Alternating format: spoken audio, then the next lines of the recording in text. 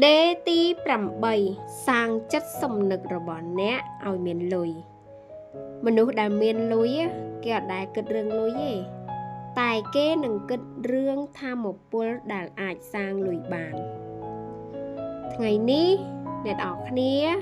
ចូលឈប់សួរខ្លួនឯងថាតើខ្ញុំនឹងទៅរកលុយឯណាតែចូលអ្នកប្រើសំណួរនេះវិញ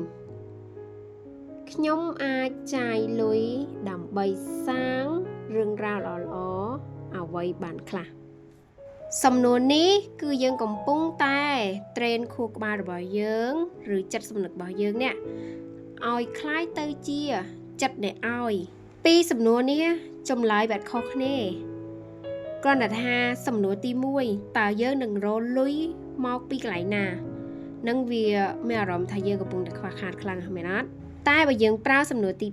2តើខ្ញុំអាចចាយលុយដើម្បីសាងរឿងរ៉ាវល្អៗអ្វីបានខ្លះនេះសំណួរនេះគឺវាមានអារម្មណ៍ថានេះគឺខ្ញុំមានលុយណាហើយខ្ញុំនេះនឹងចាយលុយដើម្បីសាងរឿងរ៉ាវល្អៗអ្វីបានខ្លះពាក្យថារឿងរ៉ាវល្អហ្នឹងគឺដូចជាថ្ងៃណាយើងលក់អីល្អនោះហើយនេះផលិតផលដែលយើងលក់នេះតើអាចជួយអតិជនរបស់យើងអ្វីបានខ្លះឬក៏យើងអាចជាគិតលេងៗថាបើសិនយើងមានលុយមហាសាលតើយើងនឹងធ្វើបុណ្យអ្វីខ្លះគ្រប់មុខរបរគ្រប់អាជីពទាំងអស់វាសុទ្ធតែជាការឲ្យតែយើងត្រូវតាំងចិត្តឲ្យត្រូវព្រោះមនុស្សធម្មតាភាគច្រើនពេលគាត់ចាញ់រកស៊ីគាត់ចាញ់លក់ដូរគាត់ចាញ់រកលុយគាត់នឹងមានអារម្មណ៍ថាខ្ញុំលក់ដើម្បីរកលុយដើម្បីចង់បានលុយមែនទេតែយើងតាំងចិត្តថ្មីថាការដែលខ្ញុំលក់ឬប្រកបមុខរបរនេះគឺខ្ញុំចង់ឲ្យអតិថិជនរបស់ខ្ញុំទទួលបានផលិតផលល្អៗទទួលបានរបស់ដែលមានគុណភាពល្អម្ហូបអាហារដែលឆ្ងាញ់ឃើញទេព្រោះយើងតាំងចិត្តបែបនេះយើងคล้ายជាអ្នកឲ្យអត្តនោម័តនៅពេលដែលយើងคล้ายទៅជាអ្នកឲ្យយើងក៏នឹងបានទទួលមកមហាសាល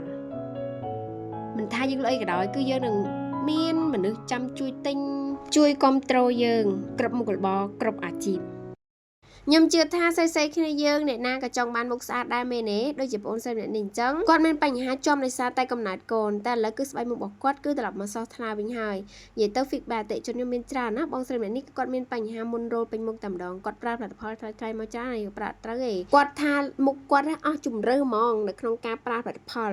ហើយគាត់ក៏បើកចិត្តប្រើជាមួយនឹងឈុតមុខរបស់ខ្ញុំគាត់ថាមិនគួរឲ្យជឿសោះគាត់ប្រើតែ2ឈុតទេគឺមុខគាត់បាត់80%ចឹងមិនថាសម្រាប់លេមុខរបស់ខ្ញុំនិយាយទៅវាព្យាបាលតាំងតែពីមុខសរសៃក្រហមមុនជាប់មុខរោគកន្ទល់មុខស្នាមមុខអាចរុយ